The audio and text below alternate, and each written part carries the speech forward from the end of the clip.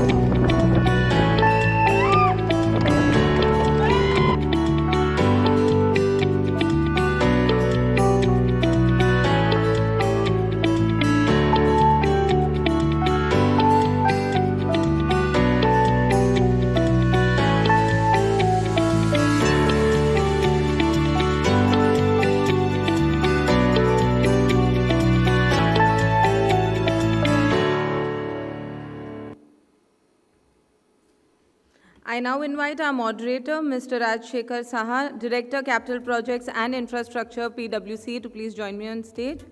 Mr. Rajshekhar Saha has over 28 years of experience in all facets of large-scale infrastructure and industrial project execution. He has worked for multiple Indian and global clients in program management, contract management, operational efficiency in EPC domain. Prior to PwC, he has worked with KPMG, Cairn India, and Bharat Petroleum.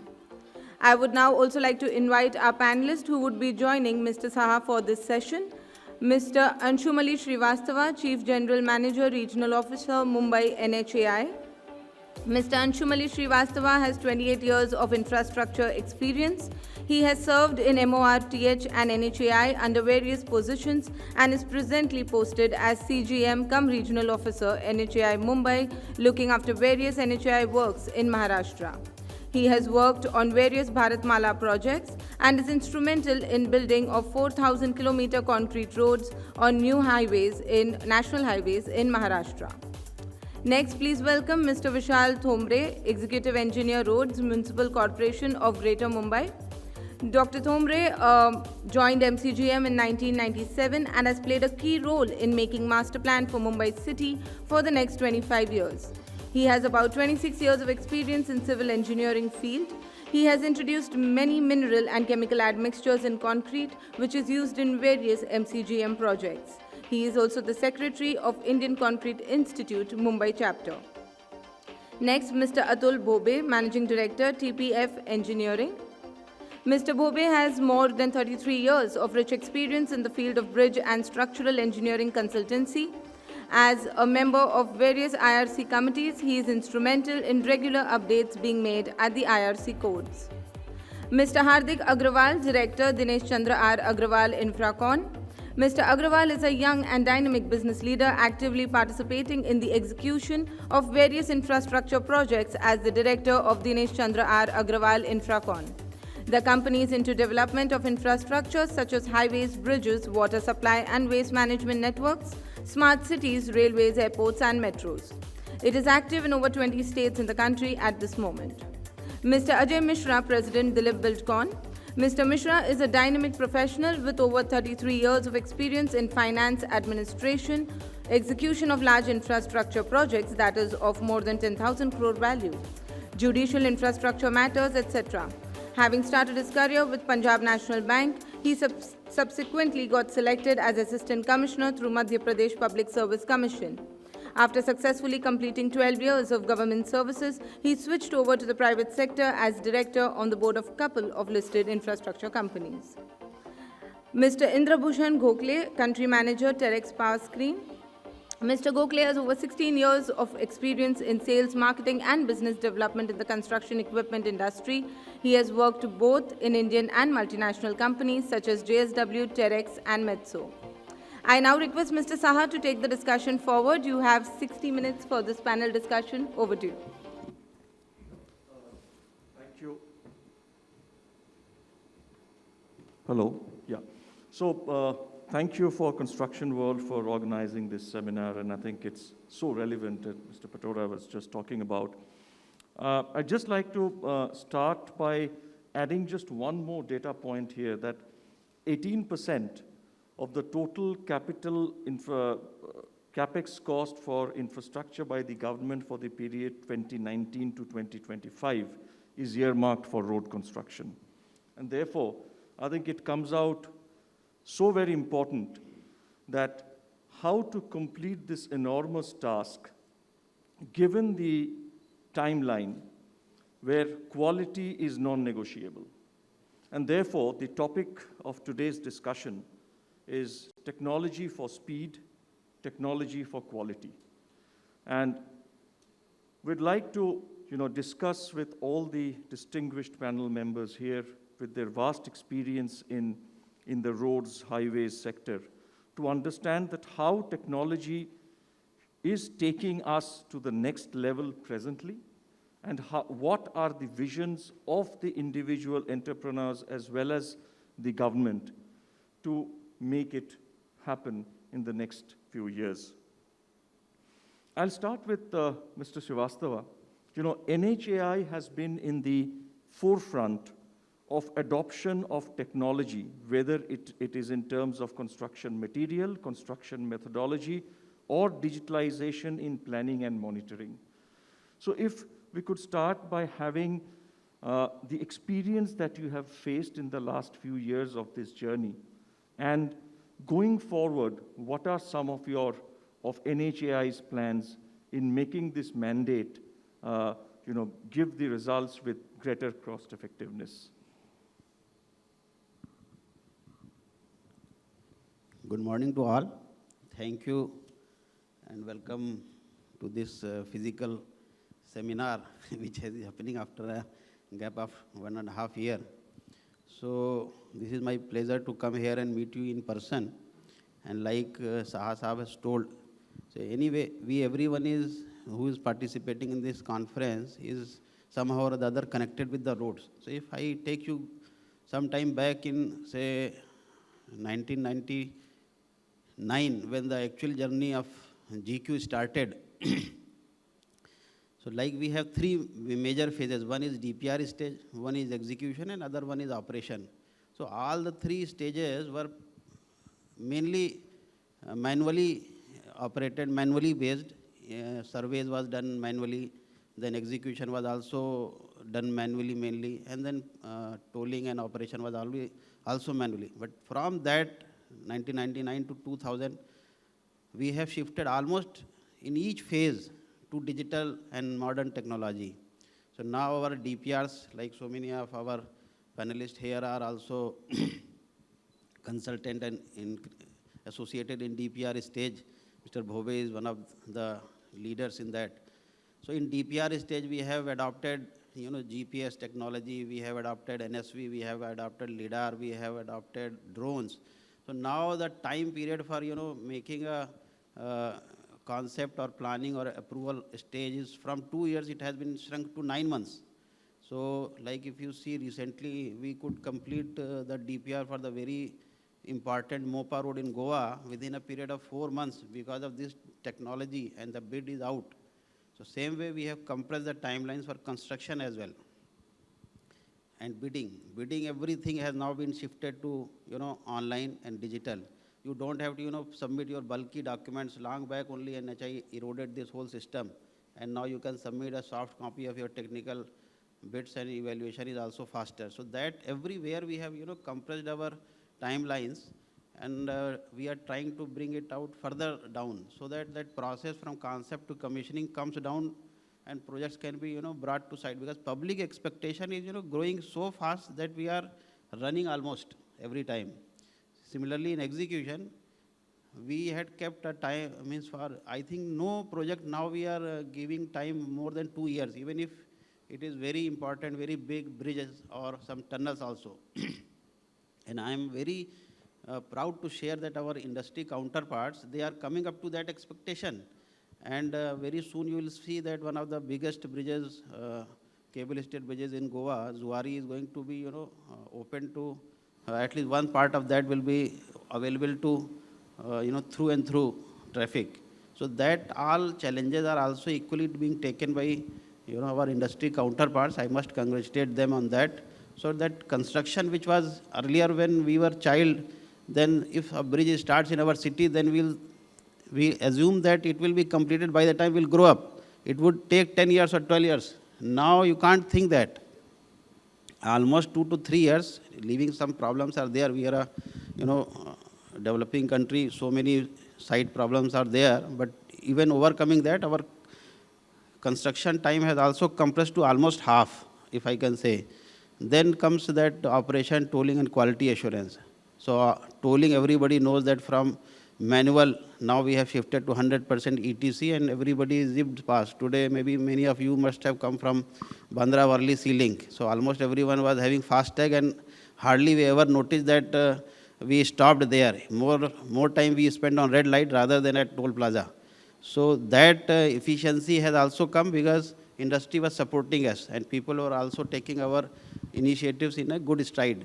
Similarly, for operation and quality assurance, now NSV, drone, then digitization of that lab and data monitoring, everything is now digitized. The day test happens at site, our results are available for reviewing right up to the top. Even our Honorable Minister can see that portals are there. Then the biggest hurdle was that pre-construction activities like land acquisition, forest clearances, ROBs, everything has now been digitized, and portals are available. Timelines are strictly monitored. So that also now I think industry can support me. That pre-construction activities, earlier they used to take long time, and it was running parallel almost to 3 years construction period. Land acquisition continues to happen. Now we are able to do 90% of land acquisition, other pre-construction clearances much before the award stage comes, and only 10% or 5% remains. So project delivery is there. So this all happens because of digitization, making those data points available to right up to the top management who can take, better decision, fast decision. So one of the biggest advantage to using this latest technology is that decision making has become very fast. Now, earlier what used to happen that maybe sometimes our top management member or chairman or maybe minister needs to visit site to see actual what is the problem. Now drone photography or digital terrain modeling of that whole thing can shown to them, and the decision can come.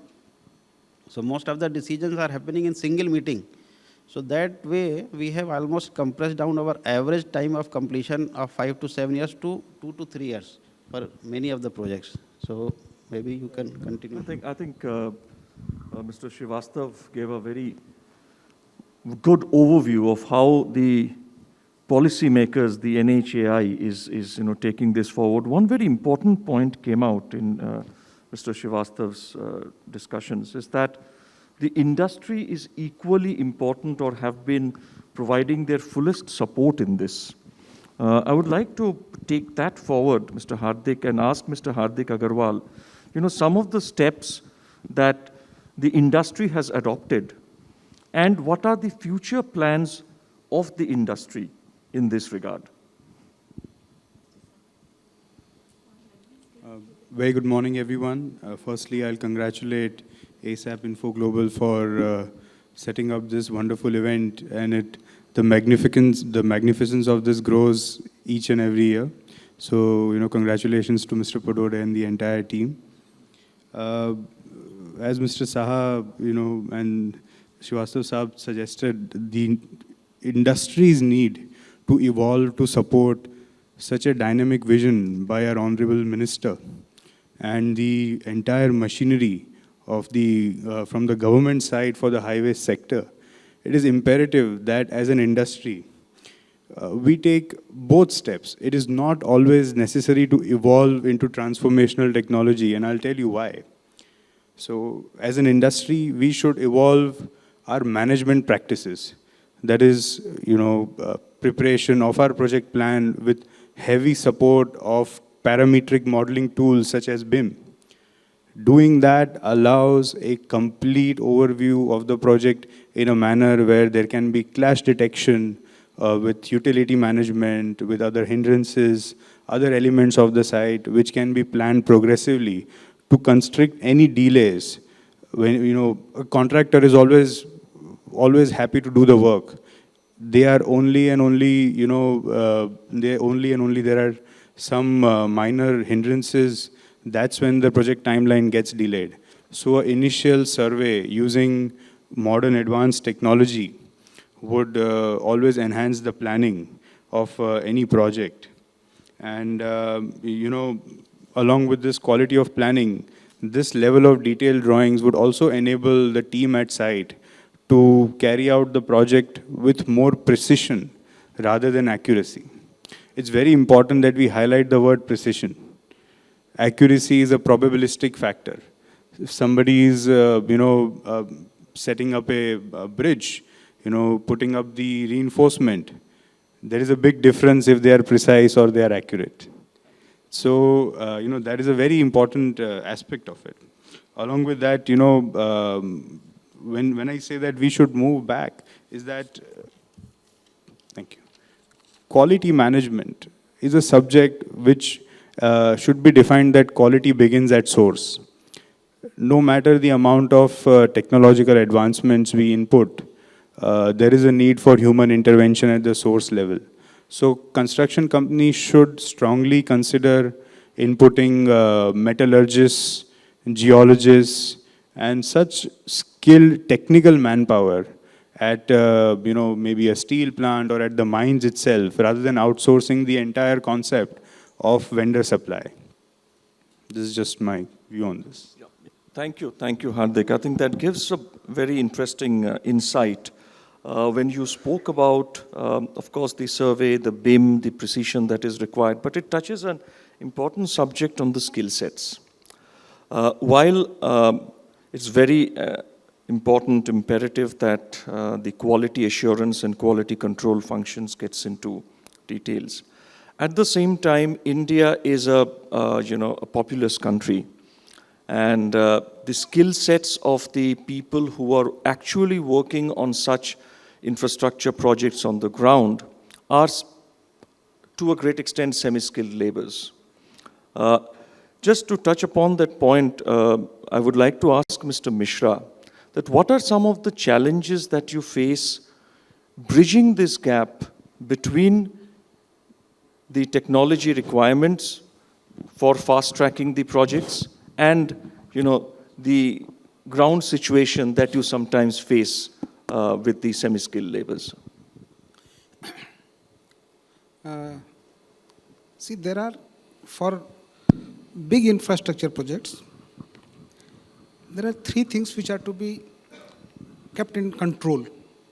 One is quality, one is time, third is cost. And I add one more thing, that is the safety of the workers. Because once you take the three things together, quality, cost, and the time, you can catch only two. And you will require good, innovative solutions to make a proper balance between all these three.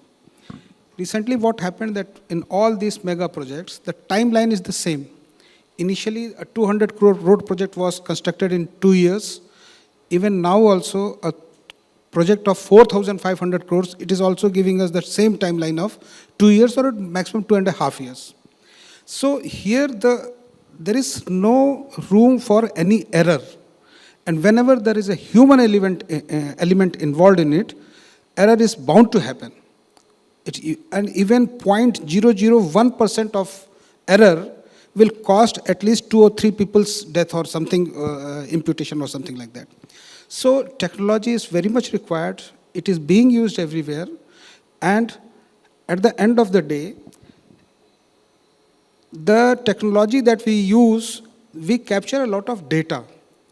The data that is being captured, it is to be used also.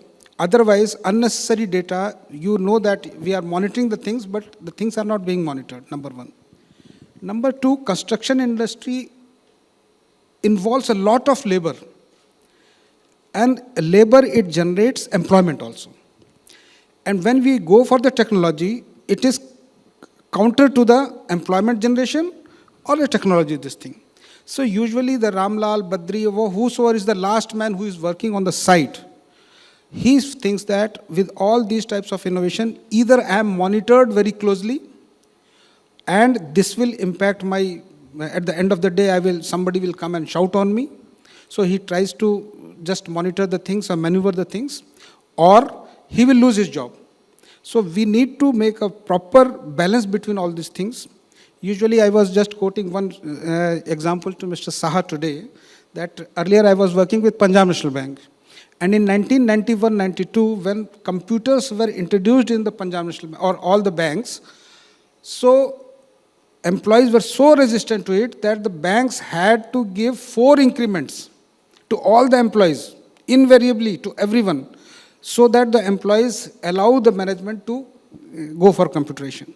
So this type of resistance is there, but certainly without this it cannot happen, because error is not involved. It is not allowed, and nobody will consider that you have constructed 12,000 of kilometers, you have raised 15,000 girders, but even if there is one accident, you will have to pay for it, because human lives are involved there. So I think that technology has its role only to properly monitor it, bring good technologies, and increase the cost efficiency, time management, quality management, such as if robotics are involved in quality management. Certainly, they will certainly find out where is the problem, how it can be identified, because human error, maybe he's not present at the time of casting or something like that. So I think that all these things taken together, there is a scope, there is a room, and there is a big place for technology, which is still to come. And I think that it is only tip of the iceberg, that is the technology is being used. There is a huge scope of using technologies, as our RO Sahab has said, Shrastoji, that lot of mega projects are going to come, and there this type of technology usage, the innovative technologies, the monitoring systems are required in order to complete the project safely, reliably, cost efficiently, and on time. Thank you.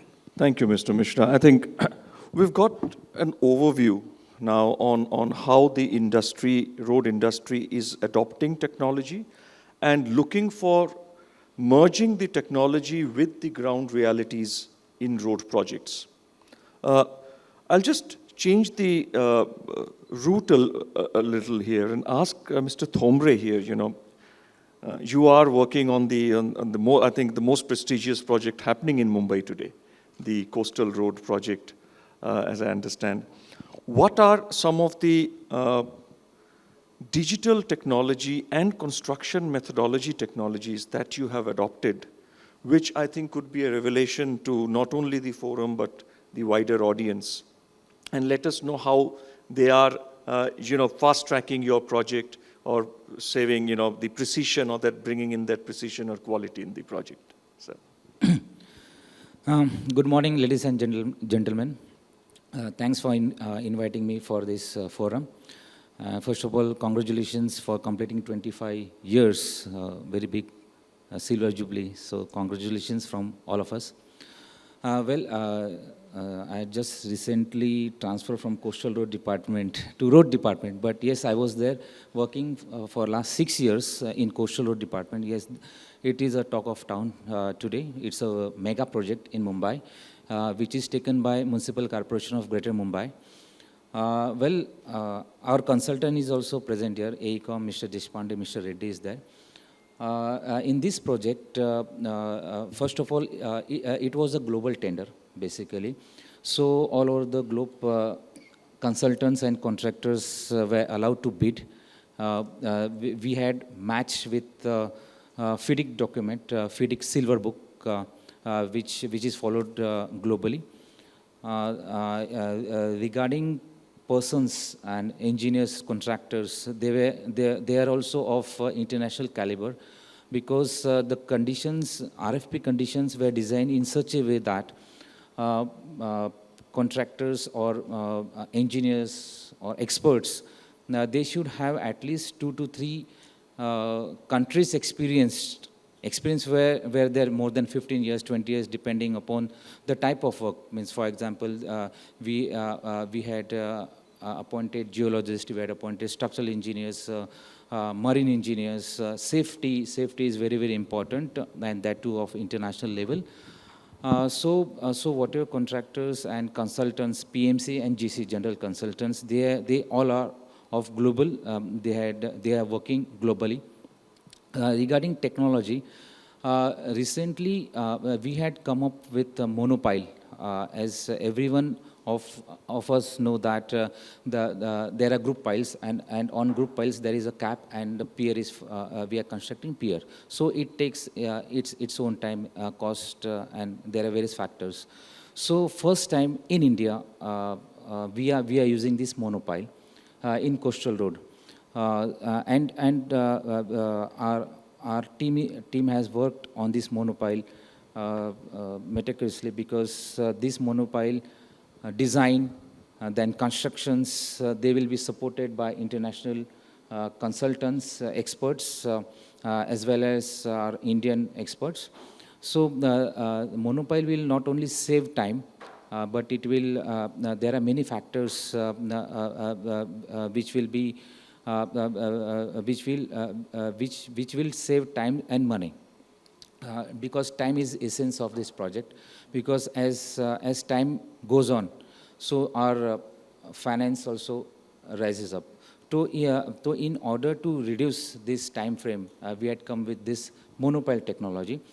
Secondly, whatever we are working, we are working on international codes. Of course, we are following BIS code, we are following Indian Road Congress code, but parallelly we are also following international codes. For example, for design of reclamation, we are following CERA. Then for monopile design, we are following ESTO. Then DIN, Australian code. So we are not limiting to our Indian standards, since the project, it's a mega project and first time in India. So we are following all the international codes which are used all over the world. So for example, again, when we talk about tunnel, so again, in India at present, we are having the biggest tunnel in India, in Coastal Road. The diameter, outer diameter is 12.19 meter. Following the safety norms, we are going to provide fireboard.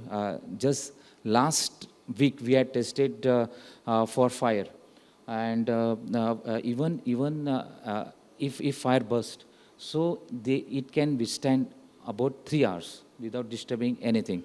It can take temperature up to 1200 degrees centigrade. Even 100 megawatts heat it can bear without affecting quality of concrete, so it will be intact. So we are, again, as sir has said, we are using all digitization with for every time we are using drone. We are using softwares. For example, Beam software is there, Primavera. I mean, there are a number of softwares. Talking about consultants, we are, Lombardi is there, then Rambol is there, then Cetra is there. So these all consultants are involved in this project. So this project will be one of the best project in Mumbai and in India.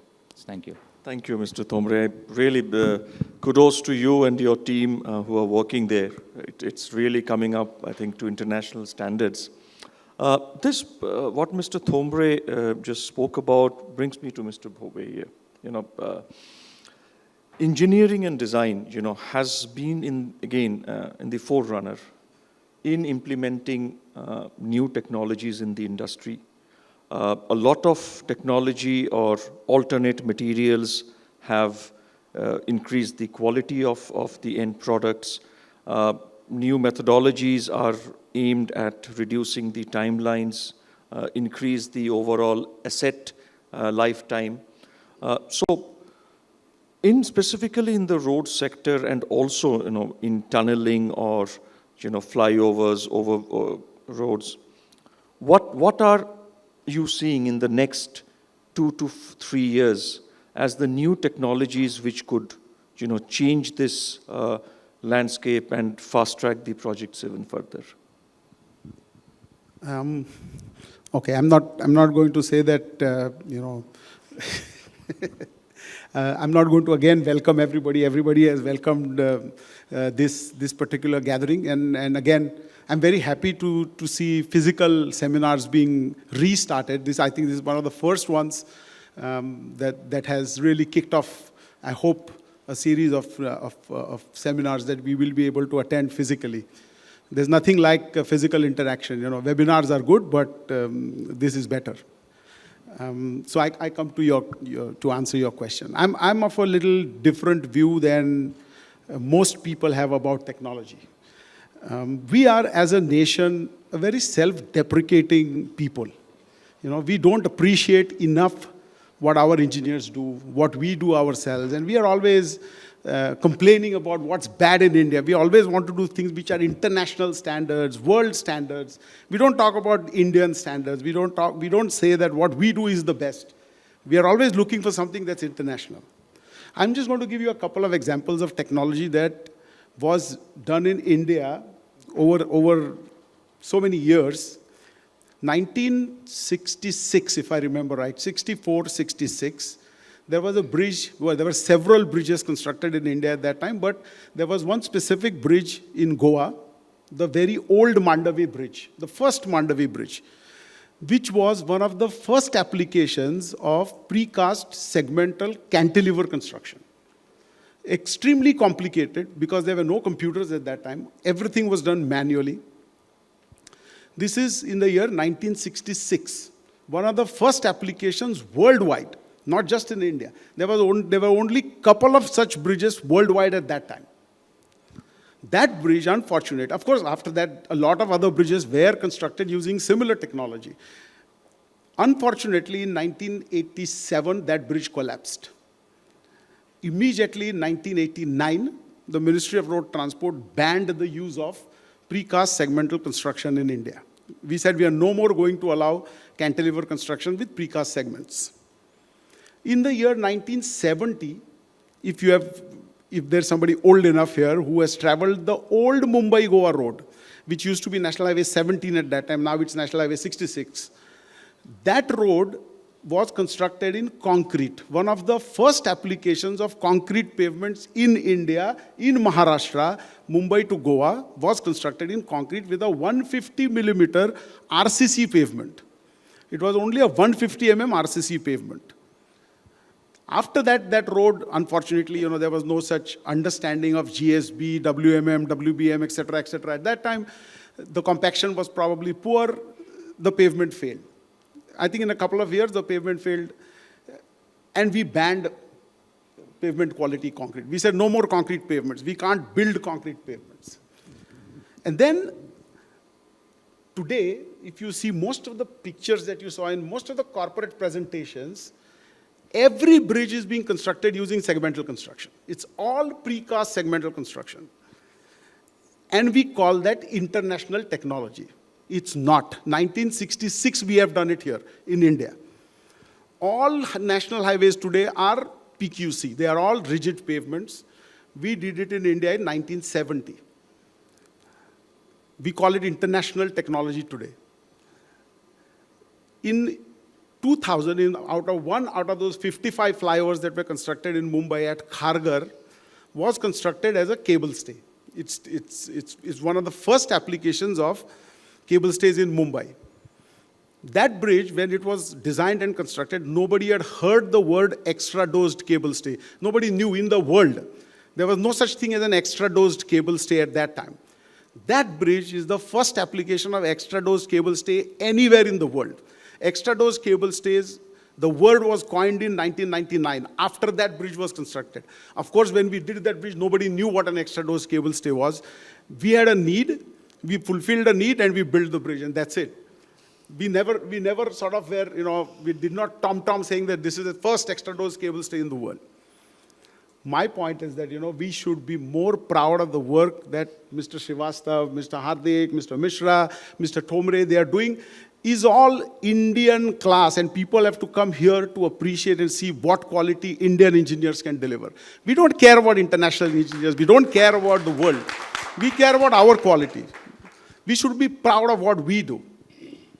Having said that, I come to your question. This is a more passionate plea to everybody. Okay. No, this is I'm very, very passionate. It really about this. makes every one of us in this room proud of our. So Indian I'm very, very achievements. passionate about this because we must stop talking about international quality world. There's no such thing as international quality. We can write our own codes. We can through the British out in 1947. We have got all the codes in the world. Why do you want to refer to other codes? We have good engineers in the country. We can write our own codes. We can write our own specifications. And I'm telling you, we may have international consultants, we may have international contractors, but all their employees are Indian.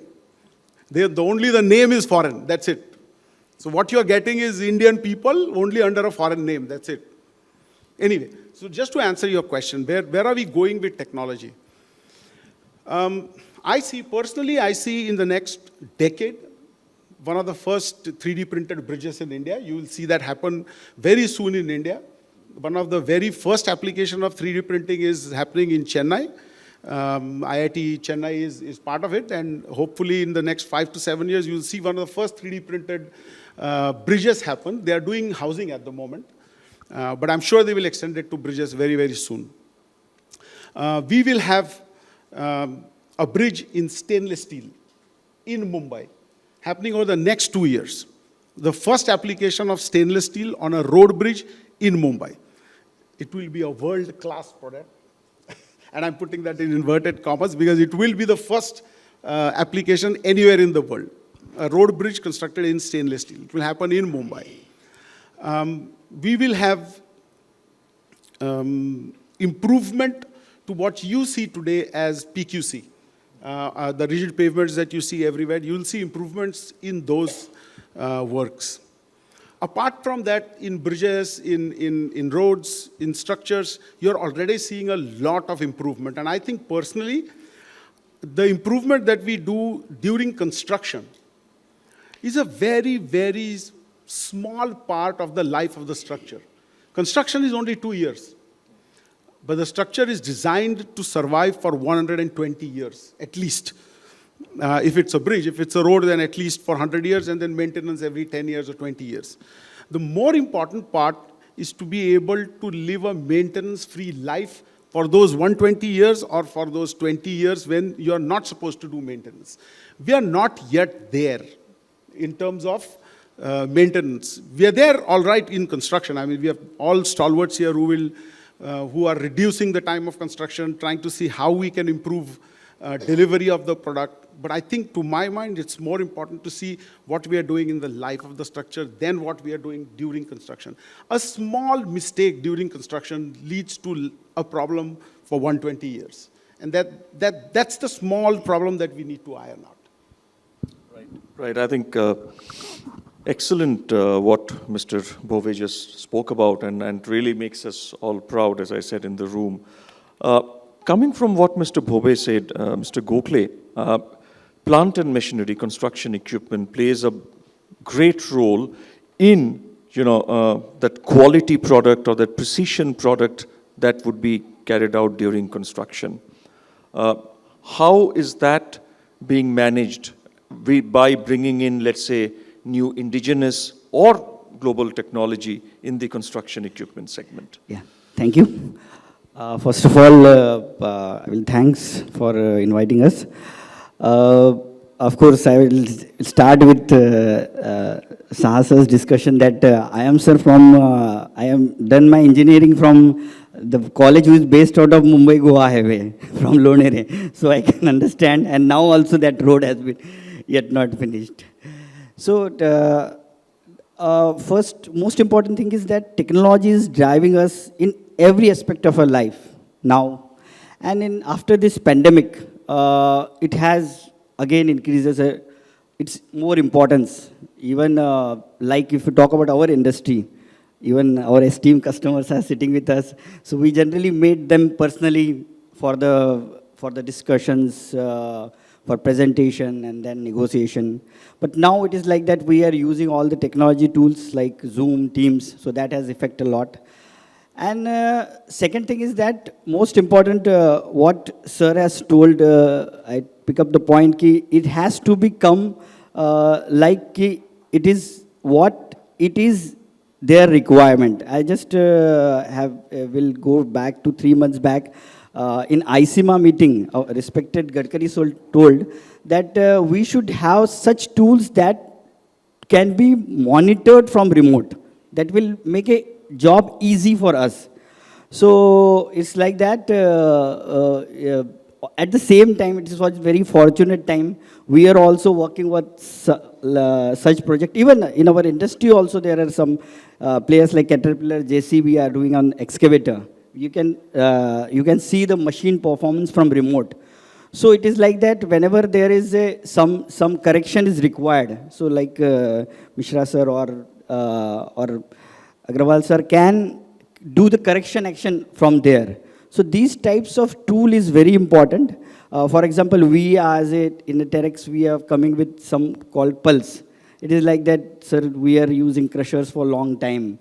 But there are a lot of things, sirs talk about the safety, sirs talk about there are a lot of manual intervention. So, but that will be there, but it will be help him. For example, if you are complaining about some tonnage is not coming, sir, fuel consumption is, there are a lot of things. I mean, sir, you can understand diesel chori or ayora. They are practical. It is very practical. So these things we monitored, we can monitor.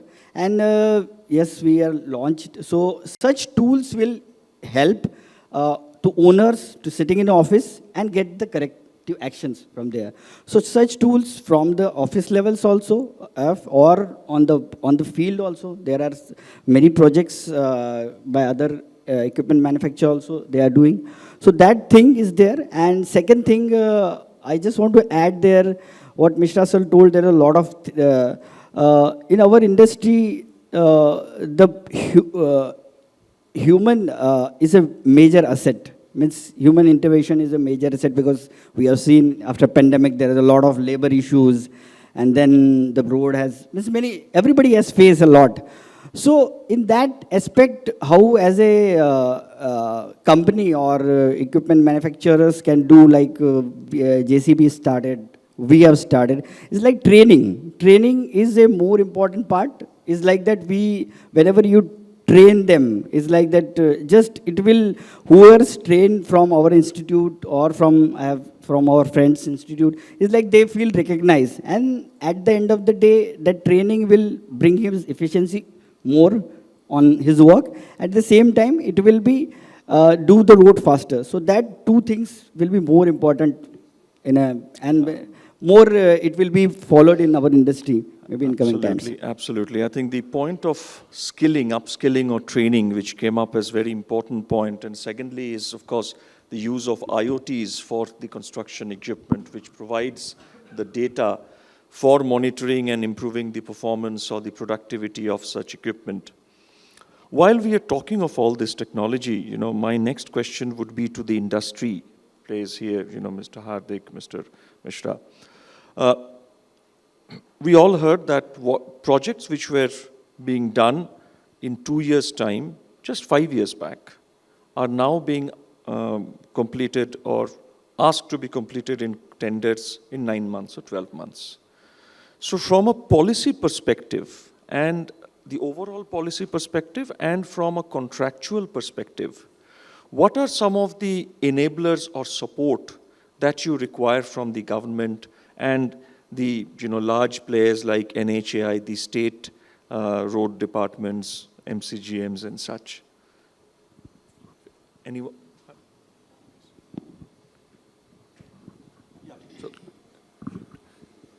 For a contractor, it is always beneficial to complete the project in as faster timeline as conducive.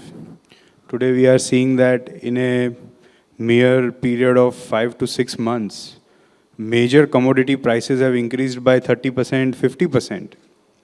In 1 week, the price of steel skyrocketed by 5 rupees per kilogram, which is approximately 10%. So it is always in the interest of the contractor to work in as quicker a timeline as feasible and conducive to the nature of the work. So, whenever there is a clear land free project, such as, we are witnessing a lot of greenfield projects are being completed ahead of schedule. The reason for that is that the limitations of working in an urban environment are reduced to maybe, some rural, some coordination required at the rural level for land acquisition and these processes. Post management of these features of the site, I think there is really nothing stopping our contracting industry, because we have, the machines, they have the machine-based working, the mechanized working has largely increased than the manual working. And with proper feeding of material, quality controlled material sourced and delivered at site in a programmed and well-planned fashion, I think it is not going to be a surprise that in some time we might do 100 kilometers a year. Maybe in a decade, we might also see that with 3D printing of roads coming up and, so many different features that are coming up. So just handing over of clean land and coordination at the local level with the district or the state authorities, that is there. Construction industry will, with that support, we will be able to drive it. Great. I think that's very encouraging. Yeah, Mr. Mishra. Yeah. There is one more very important aspect of the whole construction management. See, the agreement for construction of road is done between two parties. One is the authority and another is the contractor. But there are n number of other agencies who can stop the project. For example, the Revenue Department of the state, which is responsible for land acquisition. NHAI has no role for it. The utility shifting, the electrical utility shifting, the utility shifting, pipeline shifting, any system. Transmission lines. Transmission lines. So there, both of us get constrained in going forward. And we keep on managing somehow, and there is no provision in the agreement also except the force measure. Number one. Number two, if, for example, we have to do a resource planning for the technology, the resource planning depends upon a continuous progression of the work. There should be at least 2 to 3 kilometers of continuous working so that a paver can work on. The resource can be mobilized. Because if a paver stops, there are n number of things which stops till the end. And to remobilize the thing, it requires a lot of investment of time and money, which is not accounted for. So all these technologies, they think that they are working as in of some other environment. Here, even a small parshad or a small MLA can stop the work to any level, 7 days, 10 days, and that where both the authority and the contractor and the consultant, everybody feel restrained how to move ahead. For example, in one of the most prestigious bridge, which we are working, the Juari Bridge, for example, the cable was to be fixed at a certain place, and there was a house of a person. It took 2 years for that person, because he was having a high court stay order, and to get it vacated, because without that the things cannot move.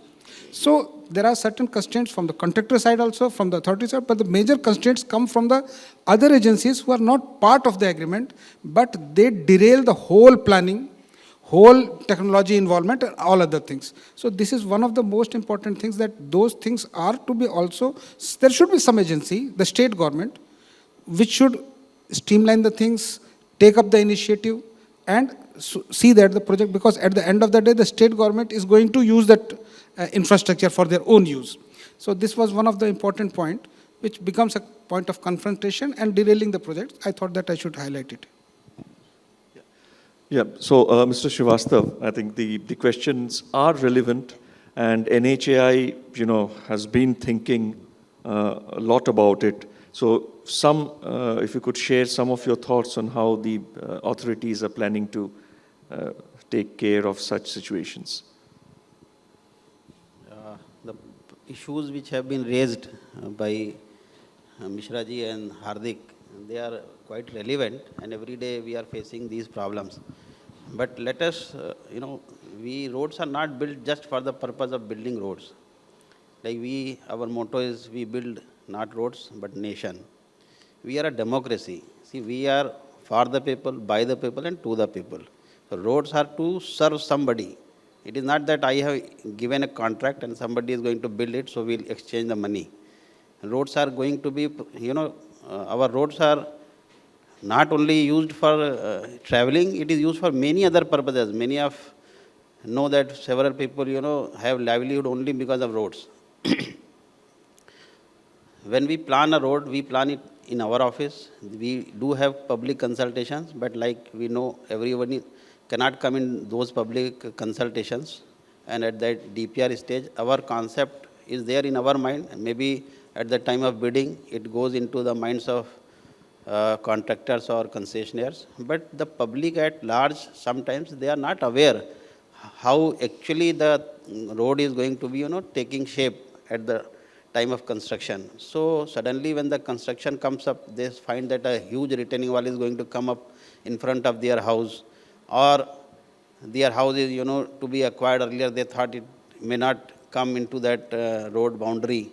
So that kind of challenges appear there, and then they have a right, and if they approach to some honorable high court or somebody, and that court finds a justice in that, and they give an stay order, let us honor that. We are finding ways, and we are engineers. Engineers are supposed to, find a way when there is no way.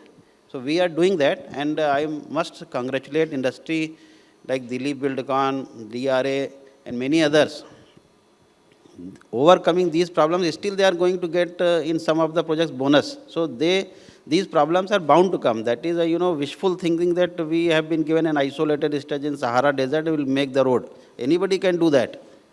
So we have to take that challenge, and I must also thank state governments. Recently we had a very big meeting wherein Honorable CM and our Honorable Minister also took part. We reviewed project by project, then sorted out the problems. So like I told, these problems are going to be there because we are mainly brownfield projects. When we take, these are there. In greenfield projects, these are avoided to the large extent. Like Vadodara, Mumbai, you have seen that from concept to, right now, minister could, run on that major part of the road at 160 kilometers and 170 kilometers per day. So their problems are minimized. So shifting slowly, we initially, catered to the needs of those who, through brownfield projects. Then now we are catering to the connectivity, faster connectivity and safer connectivity needs through greenfield expressways. So that way we are progressing. And now most of the electrical transmission line, water line, things have been, SOP has been developed over a period, taking feedbacks, what problems we are going to face. And now, based on the industry feedback, now we have put in this utility shifting in the scope of contractors because he can better manage. Rather than having 2-3 players in that same work, now we have given that responsibility in Schedule B or Schedule C to the contracting agency, and they can better plan, they can coordinate. So efficiency, we everyone know that efficiency is better, and their part, they can plan better, they can optimize their resource planning. So we have shifted that part to them. Land acquisition process is also now, compared to earlier things, it is faster. We can't deny right of somebody that he is asking for more compensation and he is invoking his judicial, rights. So that process is there, and we are honoring that. States have also come up now, like Palki Marg is there in Maharashtra. Last year only we awarded projects, and most of the project sections, 90% land is available. And work is also almost in 3-4 packages which were started last year. 45% progress is there. So slowly and slowly we are improving upon our deficiencies, taking feedbacks from industry, and states are coming forward. So no, because once roads are there, then socio and economic development only can happen. So states are now supporting our endeavor. Every state is asking every day to ministry and to our honorable minister that more and more national highways should be declared. And one of the conditions we put to them that you should aggressively support. So state support agreement we used to have in 2006 has now been majorly revised. Correct. Correct. Police protection is coming forward and we asking. So that way these small improvements are cumulatively reflecting in our per day progress. Like you initially started, Patoda Saab told that from 20 kilometers, now we are 37 kilometers last year. So that almost 90% year-to-year growth in construction speed, that is a reflection of all these things. Absolutely, and I think the reason for having such meetings, Mr. Patoda, is really coming out that the dialogue between the industry and the authorities are taking place today. And you can make out, and I'm sure this is going to go further than this meeting, and then further developments would be happening from contract to contract on a periodic basis. One more point I would like to add, because such gathering does not happen often, that we are, like NHI or ministry is awarding almost 75% on PPP basis and balance 25% on EPC. PPP, when we say it is public-private partnership, but partnership means that when one partner has trouble, other will help, and when the other partner will help, other will support. Right now, this spirit somehow is sometimes missing on part of our part, and sometimes missing on the other part, because of some certain constraints on other things. So what happens that in some of the projects which have turned SOAR, this PPP becomes PPB, public-private battleship. And we have to, run to court, to somewhere else like that. So let us be in the partnership spirit. If I am facing a problem like for your project, we are also, trying to solve that problem. But if you have a better solution, how that land can be acquired. I think Dilip Buildcon has come up in some of the projects wherein they purchased the land on their own as a private entity, and later on we paid to them. So project was completed, 1 or 2 projects with me only, they have done that. So that spirit of partnership, if industry as a whole adopts, like government can always guarantee that nobody will be deprived of the actual expenditure he has made. So if certain small pieces of land are there in Mumbai, Goa, few of the other concessionaires, they have also purchased the land on a private basis, because when we follow a government procurement, we have to follow certain rules laid down in the act. So it takes long time, but as a private entity, you can buy that land parcel in a day or 2 if you have negotiated the price between you. So that partnership needs to be, inculcated in all our projects. It should not be PPB. It should be PPP, which is originally thought. Yeah, Mr. Thombre, you want Yeah, in addition to, sir, as far as coastal road is concerned, we had given full freedom to contractors. We had only mentioned the parameters in our RFP. The contractor has full freedom to bring his own technology, to use his own material, so that, or his own methodology, basically. Of course, through PMC and GC. GC is, AECOM is there. If we are giving freedom to contractors, we are giving only parameters and timeline. So they can use their own methodology, they can use their own technology, own material. So I think it really works, and we can get latest technology and very good material in a record time. I think this sort of dialogue, I think, would open up new ways of, I would say, further strengthening the contracts, as well as new ways of how to resolve issues on the ground, because they will always be there. Coming, I think, more or less to the end of the session, I would like to go on to a part which we have not discussed earlier, Mr. Bhove. We spoke about the asset life cycle. While construction gets a lot of attention, the asset maintenance over a period of time, and how some of the latest technologies in monitoring through photography, LiDAR, or the toll roads, or other maintenance methodologies of using alternate materials, etc., how it has helped or in the future you feel is going to be important for the road industry? So already Mr. Srivastav did mention a couple of points in his opening remarks. We talked about the NSV, the FWD, the LiDARs that are already operational. The drones, they're already operational. It's already technology that's passé because it's been in use for the last 2 years now. The pandemic actually accelerated the use of all this. So it's one of the good fallouts of the pandemic, is that a lot of this technology, which would have taken 3 years or 4 years for implementation, actually accelerated and actually started getting implemented much, much faster. But in the future, you will see also application of what we call structural health monitoring systems, which are remote monitoring, which don't need you to actually physically touch and feel the structure before you understand that there's something wrong with the structure. So you will be able to monitor it sitting in your own office, on your mobile phones or on your laptops or whatever. That technology is now in the phase of evaluation, I would say, not evolution, but evaluation and implementation.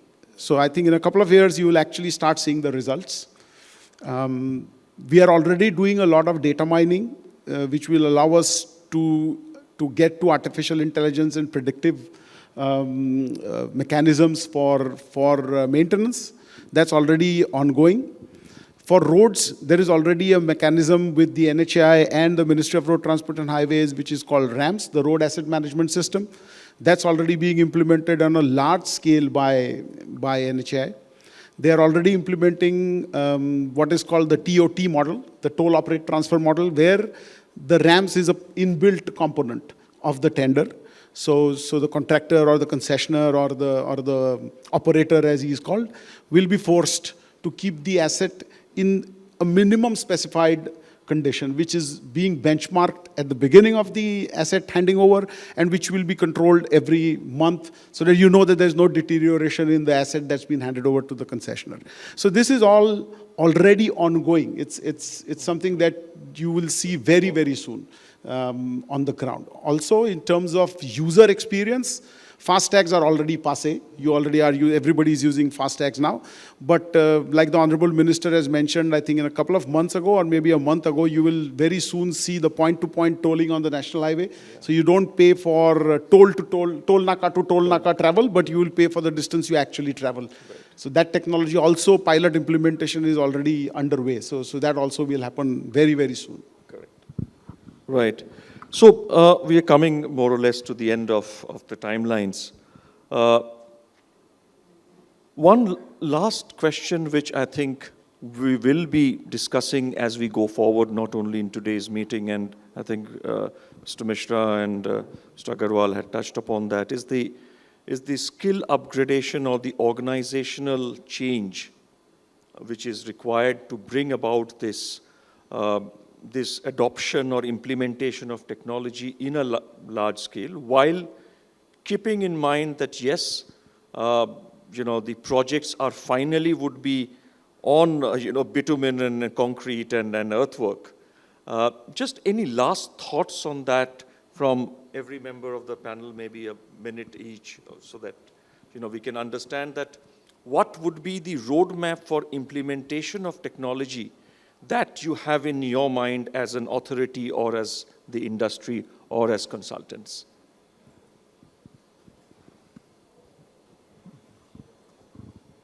Like you pointed out, need for skill development for project implementation. So because roads we have a huge roadmap for next 10 years under Bharatmala. So we have already identified that there are skill gaps.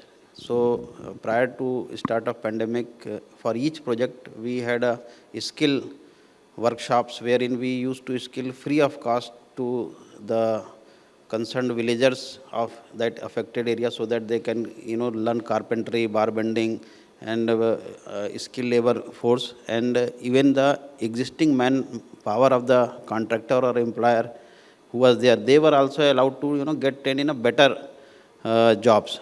and that whole thing was paid by Government of India. So that was done through Skill Development Ministry. Other part we have, because we have already identified the need that we need more and more engineers. So we have done MOU with almost 140 institutes or universities all across the country, 20 in Maharashtra, wherein we will be paying a stipend to the students who will be doing road research, road projects on our existing running projects. Then we have also started an automated system of internship training of third year or fourth year students of engineering. They can simply log on to Government of India's internship portal, select the NHI, and automatically they will be allowed to tell which project they are going to be, internship has been allotted. That whole process is so streamlined and computerized that it will take only 15 minutes for a student to get registered on our any of the project of his choice, his region. And with this, we are thinking that we will be going to have, already those engineers who know something about the road from the very beginning. Because in degree courses, there are 32 credits, and out of that, only 1 credit is there for road. And 0 for bridges. Road, and that too, railway and airport are included in that, if you can count Right, those. So right. that gap has already, we have already identified, and we are working on that. Industry can also support. What I find slightly missing here in India is, like we have issued a watershed circular in December 2020 for use of new technologies, new material, new technology. Anywhere, like you, Mr. Bobe pointed out, that we need not copy anything which has been done elsewhere.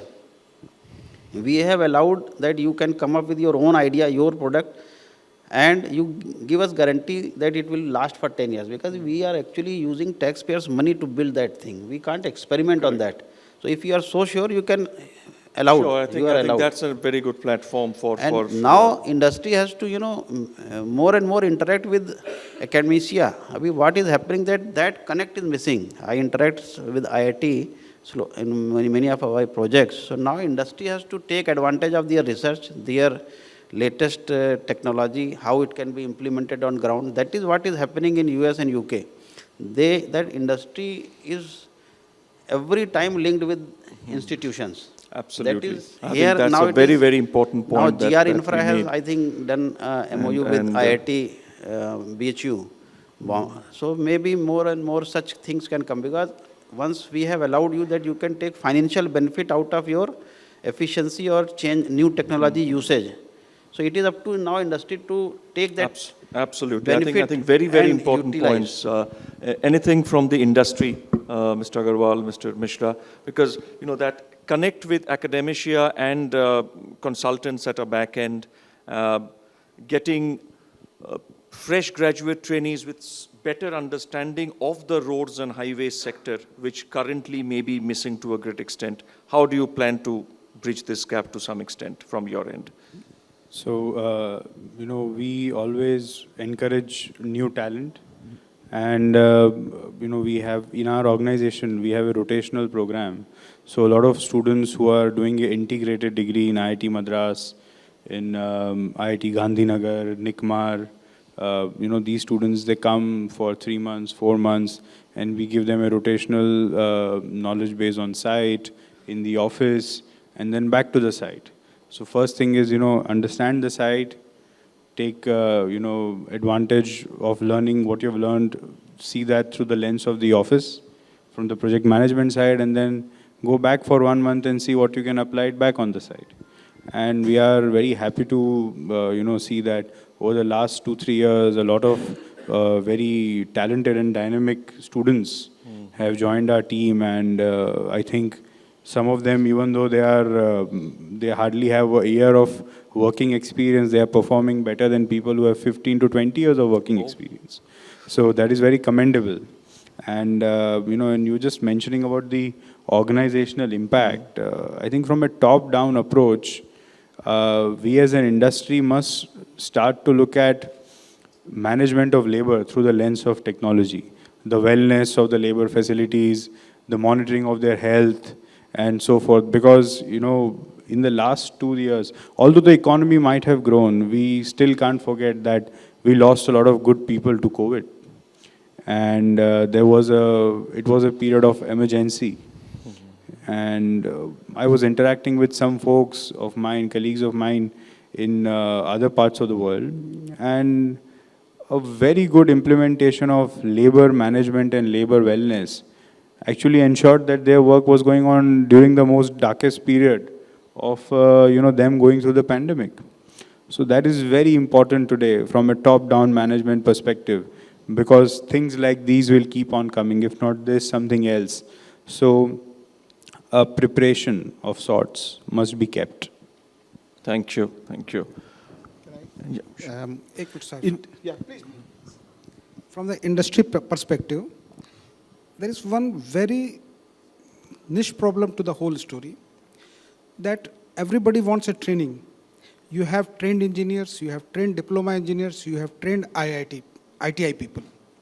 But after that, there is no training or institute to train the laborers.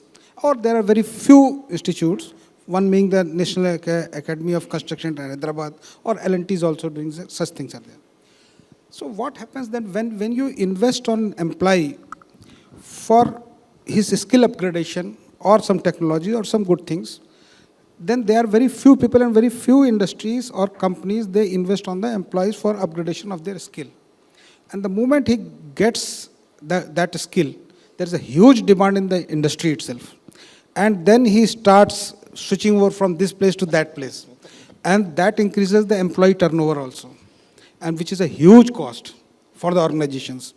This is a practical problem. But saying this, it doesn't say that, I do not mean to say that we should not train the people, but it should come as an industry itself, and unless the demand and supply comes to some equilibrium, this will keep on going. But certainly it is a very big constraint. For example, we are running at a time 125 projects across the country in more than 20 states.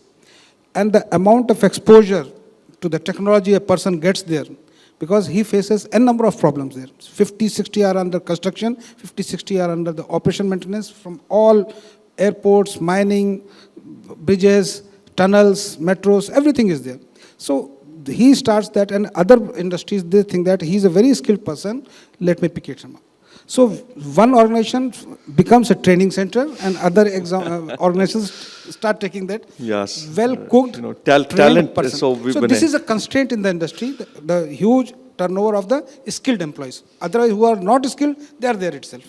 Okay, I think that's a very important point, but I think we'll take it up in some other forum, talent management and how to retain them in the future. I think we have come to an end of our time, and it's a limited time, but I'm glad we had a very good interaction and very insightful one. I'll just take away a couple of points from here. One is that we understood that the technologies that we are talking about, whether it's in construction technology, improvement in design, using of digital methods for planning and monitoring and data analysis, they are available. The industry is aware what's happening not only in our country but abroad, because we still take a lot of things from outside. What it needs is the enabling factors under Indian conditions to make them more cost effective and be implemented on a larger scale. And therefore, as it came out that there are certain projects which are being able to implement, certain projects which are not, brownfield, greenfield, within a city, outside city. And therefore, both from the authorities and from the industry, a portfolio level outlook is required. That means we can't just ad hoc for a particular project, I bring in a technology and live it because, okay, that was a very important project or it required some special tunneling and I removed that. No. I think the long-term implementation of technology to save cost, time, and improve quality is to have a holistic viewpoint on that. And I think we ended on a very important note, the other part of the enabling factor which you generally miss out, that is the upskilling part. And upskilling, as I just heard, that it would start from the institutes itself, that the industry and the authorities recruit people with a level of understanding by providing those industry to academia connects, to begin with, and then, of course, take it further in the long run. That's some of the key takeaways, and once again, thanking Construction Wall, Mr. Patoda, and the entire team for, having us for this inaugural session on the Indian Roads, conference. Thank you once again, all of you, and thanks to all the panel members for making their time to make it. Thank you, Mr. Saha, and thank you the entire panel. I think it was the experience and the passion that came to the forefront through all the points that were discussed here. So thank you so much for the insightful discussion.